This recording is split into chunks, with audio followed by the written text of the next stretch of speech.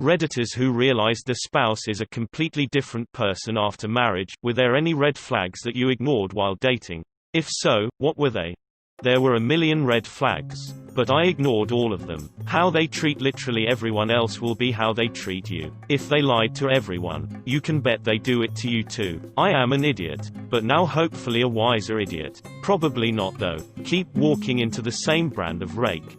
The best advice my dad ever gave me was, you can tell a lot about a person by how they treat someone they don't have to be nice to. And I keenly watch for this in the people around me, because eventually there will come a time where you're the one they don't have to be nice to anymore.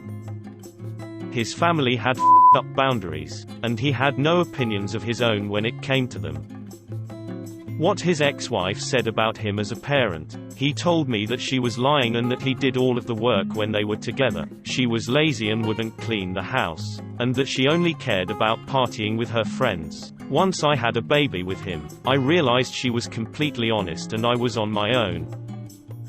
I got sick for a few years and she told me I didn't sign up for this. Should have broken up then. During wedding vows. In sickness. Dress part. Alright. Where's the margaritas? When I met her parents and all they did was yell at each other. Turns out that's how she thought couples should communicate. It didn't end well.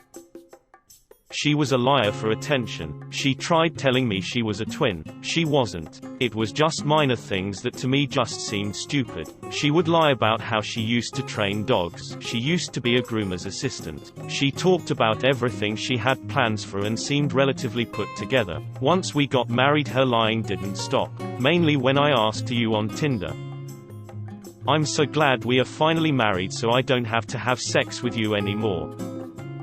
My ex-fiancée, after I asked her to marry me, became clingy. She would call me and text through my entire work day, and then if I didn't respond quick enough I'd get a passive-aggressive text, voicemail, or email about how she feels like I'm cheating on her. Eventually I was tired of the accusation and the apologies I had given, even though I did nothing wrong. Oh yes, many red flags. I guess he wasn't completely different after marriage. He cheated on me a bunch. I forgave it all. Then 2 months after the wedding he told me he was polyamorous. Told me. Didn't ask if it's something we could try. Whatever. So he started dating and sleeping with other women. I was a total dumbass. He figured I was such a doormat before the wedding, that after it, he could really get away with whatever he wanted. We are divorced, and I'm happier than I've ever been with a new man who has eyes only for me. Never married, but I was engaged. He was very smart and went to an Ivy League school and once told me a monkey could do my job. Always thought he was better than me and smarter than me and would put me down in front of his friends. Just brushed it all off. His self-righteousness and never admitting he was wrong because he was so much smarter and better than me, so I must be the wrong one all the time, is what made me call off the wedding. Happy I dodged that bullet, but pretty upset I let so many red flags slide for so long. Turns out I'm not always wrong and I'm actually pretty smart. Apparently you don't need to be smart to go to an Ivy League. You just need $500,000. I wasn't raised to be all hand-holdy and heart on sleeve, and liked to keep my emotions private. She seemed fine with this, but over time would sneak in some PDA when out in public. Started small, but got more frequent to the point where she always seemed to be touching or kissing or calling me by a pet name regardless of who was around. Funny thing is, I've grown into a completely different person, too, and wouldn't want it any other way. Weird thing, but she couldn't be wrong. Where I didn't pick up on the red flag was she could not be wrong. She wasn't a know-it-all. She would admit if she was unsure, but if she put forth anything, a belief, a memory, she treated it like gospel truth. She could be ignorant, undecided, but not wrong. This led to horrible arguments where she would refuse to believe how she remembered something, even if 3 other people were backing me up. Happened. That his mom was a damn lunatic. She could be your best friend or worst enemy, sometimes in the same day.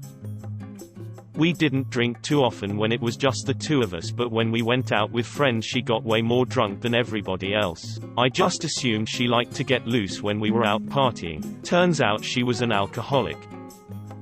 Not me, but what my mum heard from her mill the day after she married my dad. I don't know why. Got married.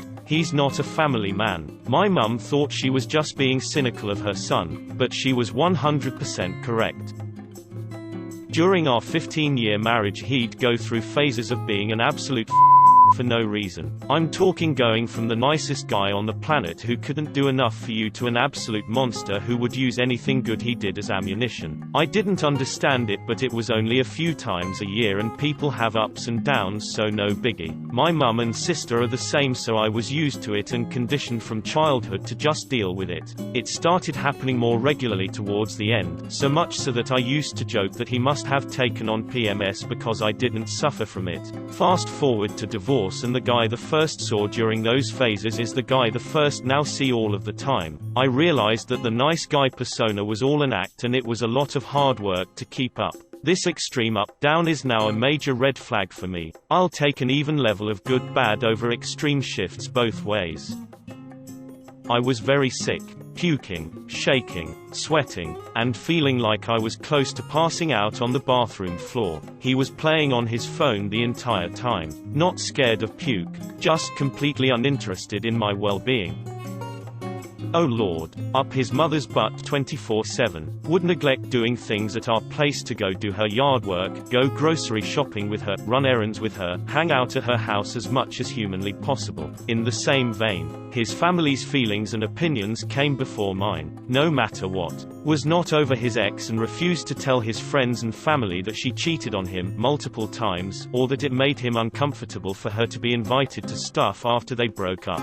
His mother sent her a care package for her flight to go see the guy she cheated with. Literally zero communication. At first I thought it was because his ex used to yell and fight at the drop of a hat. But then when I tried to be understanding and calm, he still shut down. When we were planning our wedding, he said he was sure his parents would give us the same amount they gave to his brother, but he refused to sit down and ask them, and we ended up with debt from paying for things with a credit card at the last minute.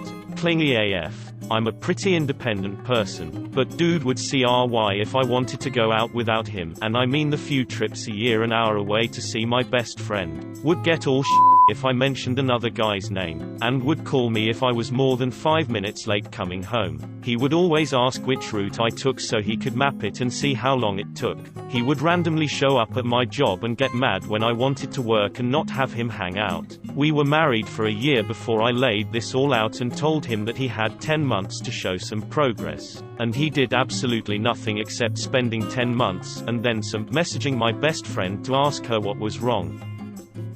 My son's father is schizophrenic.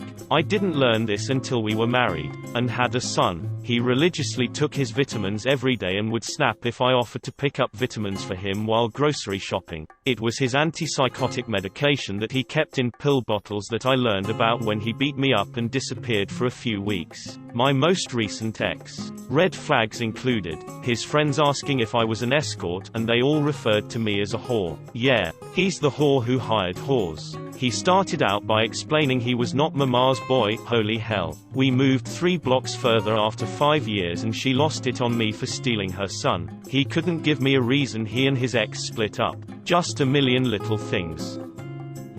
This happened after we got engaged and realized a month before marriage. I realized my fiancée was selfish and only cared about herself. I finally had enough and broke it off with her and ate the cost of the wedding, and it was the best decision I ever made. It was her second failed engagement, and 10 years later she is still single and looking to rope another schmuck into her web. Saw her on a dating app and noticed she cut off 5 years off her age just a few months back.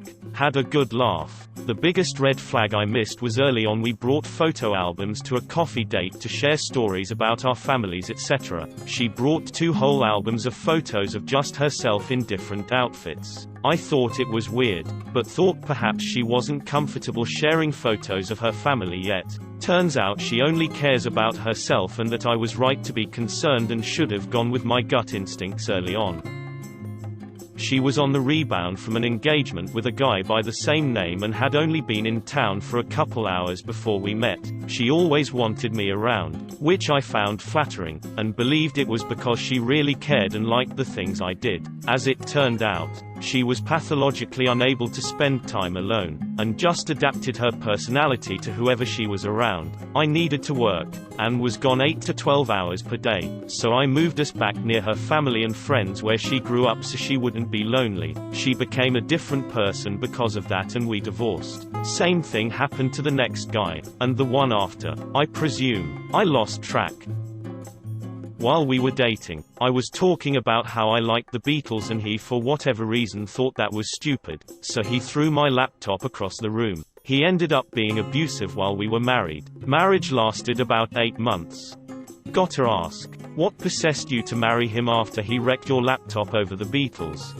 It was Mick Jagger, so she was a little starstruck. Probably the fact that he wrote a short story with himself as a Viking warrior who raided my Irish parents' castle while the maiden character version of me got gang raped and then given to him as a raiding trophy that his character raped often. Eventually, he wrote that our characters fell in love and had lots of sex. The sex was described in graphic detail. He never finished the story and I never asked about it again. There were a lot of other, way more minor warning flags, like yelling that he hoped my useless, unproductive teenager brother who was a waste of breath and blood would just go ahead and die in the most fiery car crash, or that my uncle and 2 cousins, both small children, would do the same for being uncultured rednecks, but that one has me wanting to go back in time to smack some sense into myself. Then we got married and the real crazy, abusive started happening 2 weeks later. Ex-wife that embezzled $700K from my business and was an abusive drug user. She was fired from 3 jobs in 4 months when we started dating. My bank accounts were drained while we dated and I did not pay attention then. I wish I had. Her father gave her $30K for the wedding, and when we were presented the bill, she handed the bill to me and said, "It's your bill now." She spent the money on drugs. I was blind to it.